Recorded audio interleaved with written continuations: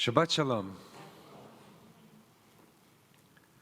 Last month, I went with my family to France, to the area of France where I grew up. I was born in Israel, but spent many years growing up in France. And it's a beautiful area with mountains and forests.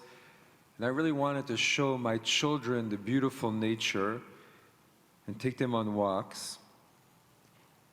And there were many times we were hiking in the mountains, and I had to be very direct with my children, very direct about what to do and what not to do. And especially there was this one time we were walking nearby an old canal, and there were bridges over the water.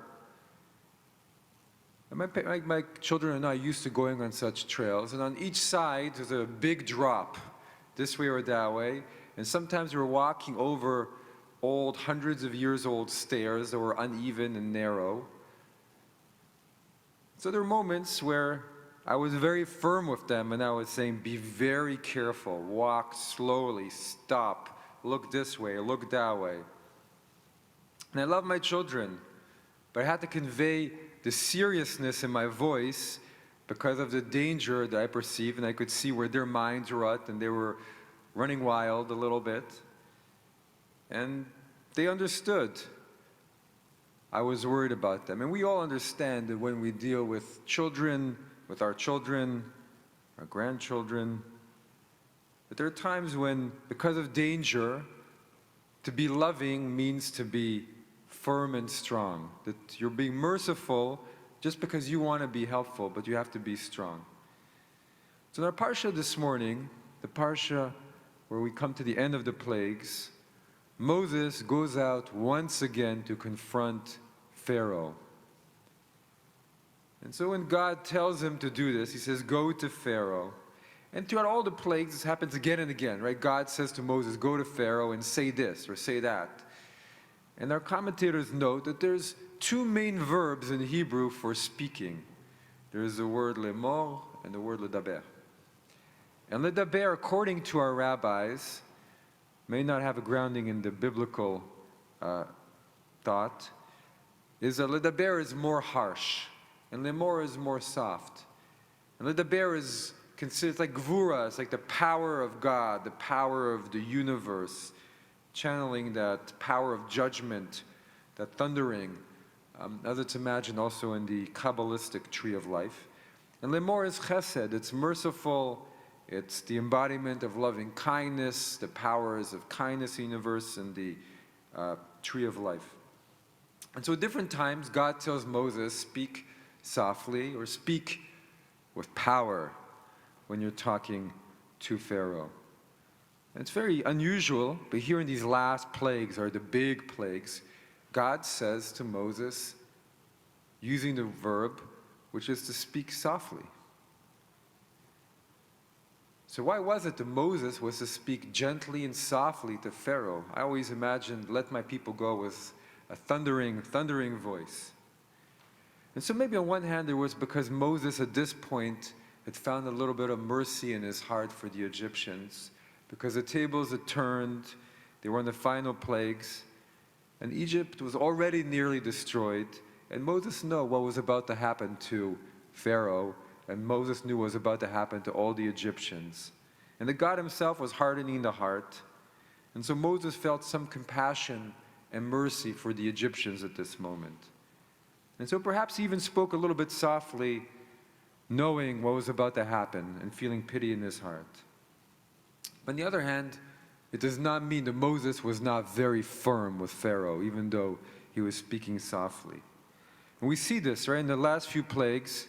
Pharaoh, at first, as we know, does not permit them to go. But then finally, by the time our parsha comes, he says, okay, mi v'mi halchim. Who's going to go? Who's going to go, Moses? And Moses says, well, everybody's going to go. The young, the elderly, the children, everybody's going to go. And Pharaoh explodes and sends them away. But by the next plague, Pharaoh says, okay, you can all go. The young, the old, everybody can go. But then Moses says, well, actually, that's not the end of it.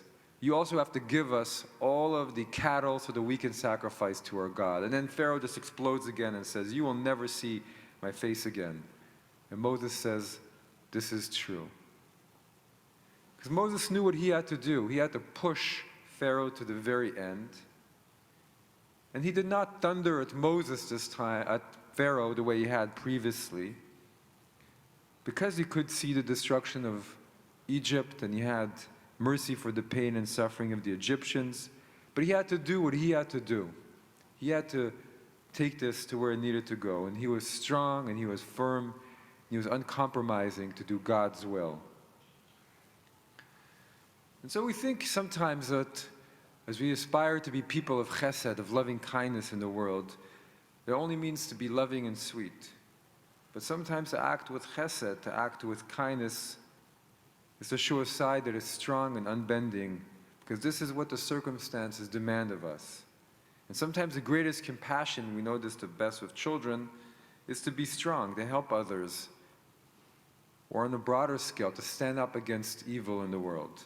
And we deal with the autocrats of the world. If we're flexible and sweet, then they take over.